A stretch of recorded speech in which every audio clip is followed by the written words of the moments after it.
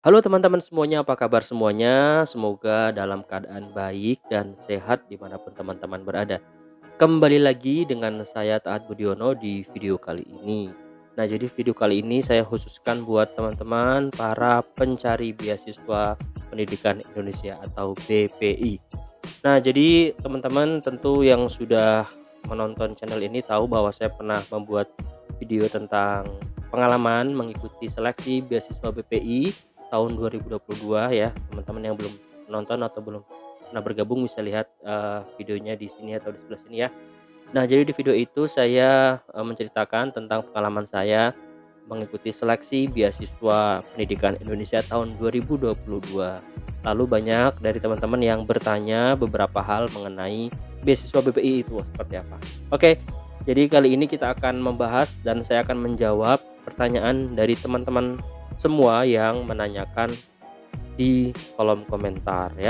Oke, kita langsung saja masuk ke pertanyaan pertama dari Bapak Iputu Deni Arjita MKes ya.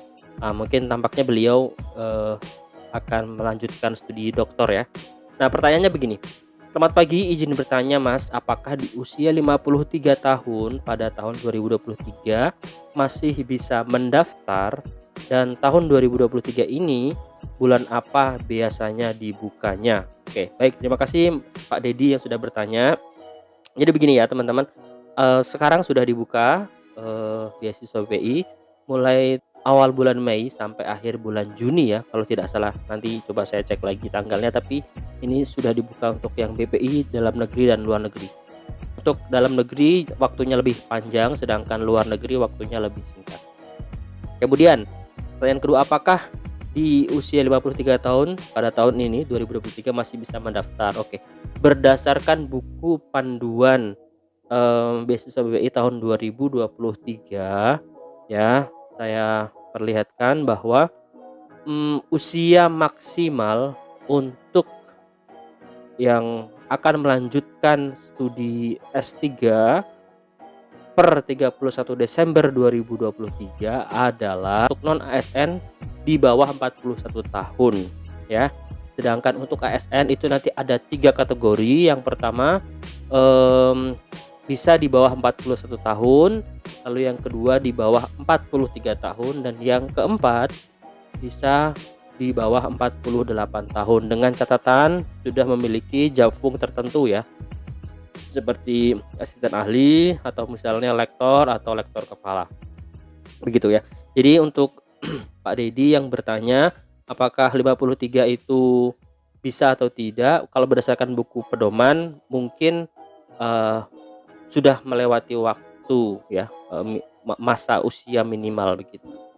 Nah, semoga saja ada peluang-peluang lain yang mungkin bisa nanti diraih oleh Pak Dedi di usia yang sekarang. Oke, kita lanjut pertanyaan berikutnya.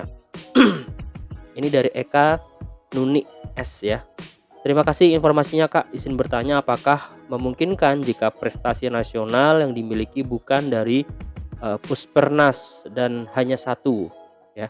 Maksudnya meskipun ada proses kurasi untuk syarat daftarnya, tapi apakah bisa lolos beasiswanya? Saya pernah mengikuti kompetisi dari Puspernas yaitu PKM, tetapi hanya sampai ke finalis timnas, tidak mendapatkan juara. Semoga berkenan memberi jawaban. Baik, barangkali kalau lihat pertanyaannya mungkin ini untuk S2 ya sepertinya ya, atau mungkin untuk S1, saya kurang paham ini. Tetapi memang ada beberapa persyaratan untuk teman-teman yang di beasiswa Indonesia Maju kalau tidak salah, itu melampirkan prestasi ya. Nah, di sini sebenarnya kalau kita baca detail di buku panduan atau di buku pedoman, kita bisa lihat bahwa di situ sebenarnya boleh ya menggunakan prestasi di luar dari Puspresnas, jadi boleh menggunakan itu. Saran saya kepada Mbak Eka ini, monggo dilampirkan saja apa yang pernah diikuti ataupun dilaksanakan pengalamannya, prestasinya dilampirkan semaksimal mungkin, sebanyak-banyaknya. Sekalipun itu bukan dari Puspernas ya, bukan dari Puspernas, monggo dilampirkan saja. Lalu ada pertanyaan yang lain, apakah bisa lolos beasiswanya? Nah, ini yang mungkin saya tidak bisa menjawab karena ketentuan lolos dan tidak lolos itu semuanya dari BPI. Jadi tugas kita adalah melampirkan saja data-data yang memang kita lakukan dengan sebenar-benarnya tanpa mengarang-mengarang begitu, dan biarkan pihak BPI yang menilai. Jadi tidak perlu putus asa, tidak perlu khawatir atau ragu, monggo dilampirkan saja. Begitu ya Mbak Eka, mudah-mudahan menjawab pertanyaannya. Kita lanjut pertanyaan berikutnya. Ini ada Kak Mike, pertanyaan dari Kak Mike, pertanyaannya adalah, Pak, saya mengajar di UIN, apakah bisa ikut? Kita mungkin ikut BPI ya. Baik, terima kasih untuk pertanyaannya. Jadi memang begini ya teman-teman, berdasarkan buku pedoman yang saya baca di pedoman yang terbaru itu, teman-teman yang dari non Kemendikbudristek itu disarankan untuk mengikuti jalur yang lain. Bukan berarti tidak boleh, tetapi menurut saya sudah ada plotnya masing-masing. Untuk BPI ini memang di plot atau di jalur khususkan untuk teman-teman para dosen yang mengajar di bawah Kemendikbudristek. Sedangkan untuk yang di Kemenak itu nanti ada jalurnya sendiri, yaitu LPDP Kemenak. Nah, untuk jalur umum siapapun, non dosen, ASN ataupun aparat yang lain itu bisa menggunakan jalur LPDP. Jadi yang saya baca seperti itu, semuanya sudah ada plotnya masing-masing ya. Oke, baik ya, jadi begitu ya teman-teman. Jadi untuk yang mau mendaftar S3 yang mungkin mengajarnya di bawah Kemenak, itu mungkin menggunakan jalur yang LPDP Kemenak ya. Tetapi mungkin aja tidak menutup kemungkinan begini, misalnya teman-teman mengajar di UIN tetapi NIDN-nya di kampus yang bukan di bawah Kemenak, maka itu bisa, karena yang menjadi patokan adalah NIDN-nya itu di mana ya. Jadi kalau kita baca di syarat khusus, terutama di S3 Pendidikan Dalam Negeri, di sini disebutkan adalah beasiswa ini dikhususkan bagi dosen tetap yang bekerja di bawah Kemendikbudristek dan memiliki NIDN atau NIDK. Ya, jadi di sini sudah jelas clear bahwa memang dikhususkan untuk yang di bawah Kemendikbudristek. Teman-teman yang di bawah Kemenak bisa mengikuti jalur LPDP Kemenak. Saya kira seperti itu. Terima kasih untuk pertanyaannya Mbak Mike. Lalu kita lanjut ke yang lain. Ini pertanyaan dari guru tutorial ya. Pertanyaannya adalah, ketika sudah menerima LOA dari UGM, kenapa nggak mengajukan diver aja dulu Pak, sampai benar-benar lulus dulu beasiswanya? Oke, ini mungkin berkaitan dengan pengalaman saya waktu kemarin mendaftar BPI ya, karena saya memang tidak mengajukan diver. Oke, ada pertimbangan memang kenapa saya tidak diver, karena waktu itu satu, kami sudah pindah ke sini, sudah pindah ke Jogja, jadi agak complicated kalau untuk diver. Kedua, pertimbangan umur juga. Saya berharap segera untuk studi karena nanti khawatir umurnya semakin bertambah, daya fisiknya menurun, jadi sebisa mungkin kalau bisa sih running di tahun itu begitu. Lalu yang berikutnya juga mungkin waktu itu karena saya tidak terlalu paham mekanisme pengajuan diver ya, jadi akhirnya saya tidak pilih opsi itu. Tapi sebenarnya ada ya opsi untuk diver di UGM, itu bisa. Jadi teman-teman yang mau mengajukan, monggo silahkan, nanti kalau memang belum dapat beasiswanya di diver dulu saja untuk ke semester berikutnya. Oke ya, begitu ya guru tutorial, ini murni pilihan pribadi. Terima kasih untuk pertanyaannya. Nah, untuk berikutnya ada XYZ, ini pertanyaan dari XYZ, cara mengajukan diver gimana Kak? Oke, cara mengajukan diver ini sebenarnya setiap prodi punya mekanismenya masing-masing. Ini nanti silahkan dikomunikasikan dengan prodinya atau pengelola program studinya, apa saja yang perlu disiapkan, apa saja yang perlu dilampirkan persyaratan-persyaratannya ya.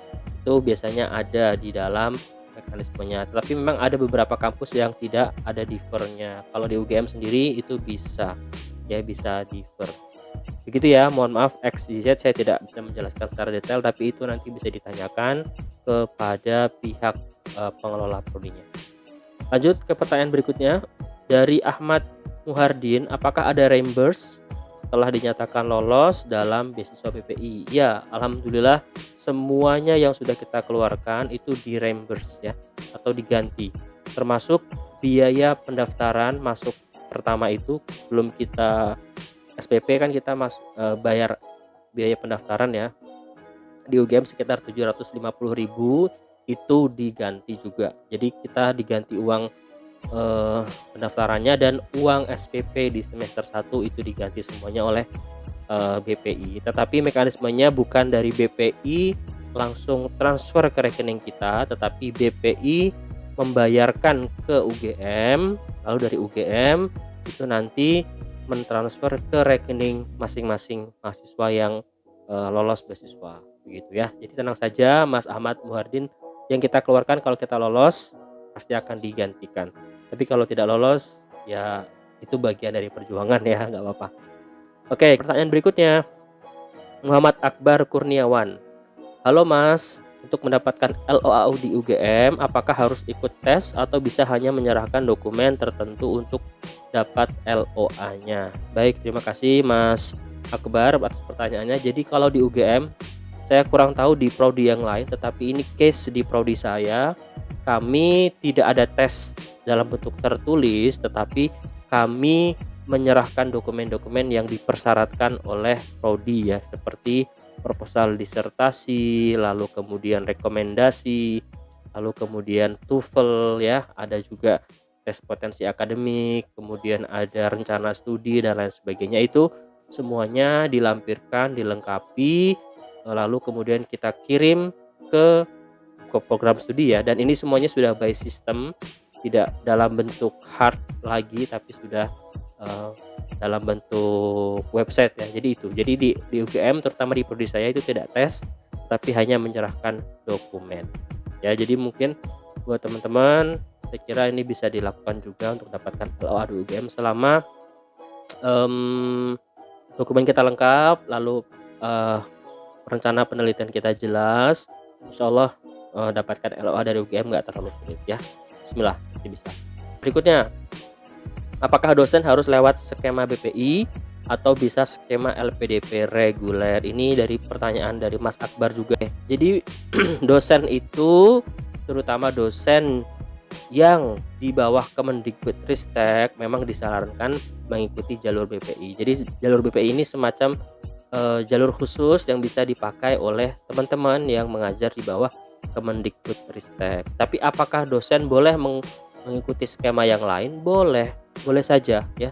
Skema LPDP reguler silahkan, dipersilahkan, boleh, tidak masalah. Tetapi tentu persaingannya adalah ketika LPDP reguler kita bersaing dengan teman-teman non dosen, atau bahkan mungkin ada TNI, ada Polri, ada umum, itu semuanya masuk di dalam LPDP reguler.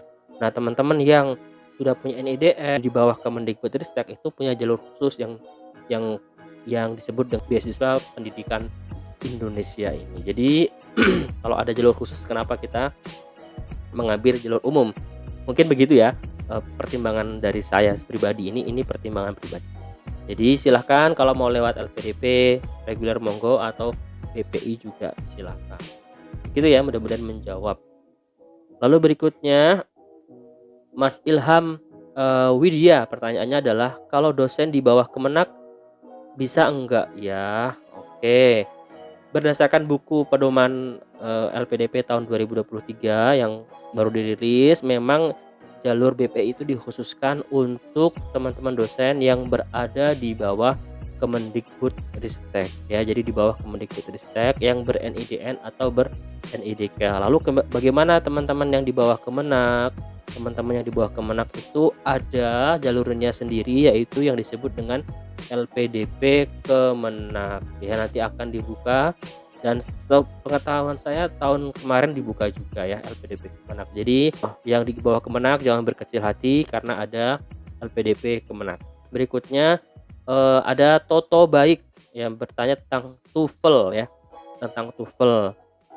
Mungkin ini saya jelaskan dulu teman-teman. Jadi kalau untuk TOEFL, sepengetahuan saya di BPI tahun ini di syarat-syarat ininya, syarat-syarat yang diminta untuk dalam negeri itu di sini kalau saya tidak salah baca ya, tidak tidak tidak ada skor minimal ya, tidak ada skor bahasa minimal. Jadi boleh skor bahasa berapapun yang yang teman-teman punya itu dipakai untuk mendaftar ya. Tetapi perlu teman-teman ketahui sebenarnya, sekalipun di BPI tidak ada skor minimal, tapi kan untuk dapat LOA di kampus kita perlu juga melampirkan TOEFL. Nah, biasanya itu kalau di kampus punya skor minimal. Ya, kalau di UGM untuk S3 misalnya sekitar saya kurang tahu ya, tapi antara 500 atau segitulah nilainya ya. Antara 500 atau 450. Saya agak lupa tapi nanti coba dicek ya. Tapi ada skor minimalnya.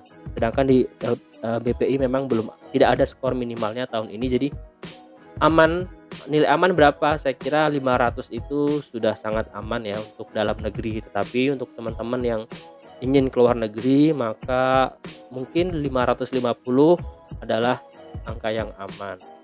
So jadi untuk TOEFL kebetulan tidak dipersyaratkan ya. Kalau kita baca di buku panduan itu tidak ada nilai minimal, artinya skor TOEFL berapapun teman-teman monggo dilampirkan ya. Lebih dari 500 lebih baik, di bawah itu ya silahkan saja dilampirkan. Nanti akan dikurasi oleh BPI. Begitu ya. Oke, seperti itu teman-teman, pertanyaan dari teman-teman semua sudah saya jawab satu persatu, mudah-mudahan menjelaskan. Nanti kalau memang ada lagi yang perlu ditanyakan, bisa ditanyakan langsung di kolom komentar ya. Terima kasih sudah mengikuti video ini sampai selesai. Kita ketemu lagi di video yang lain. Bye bye.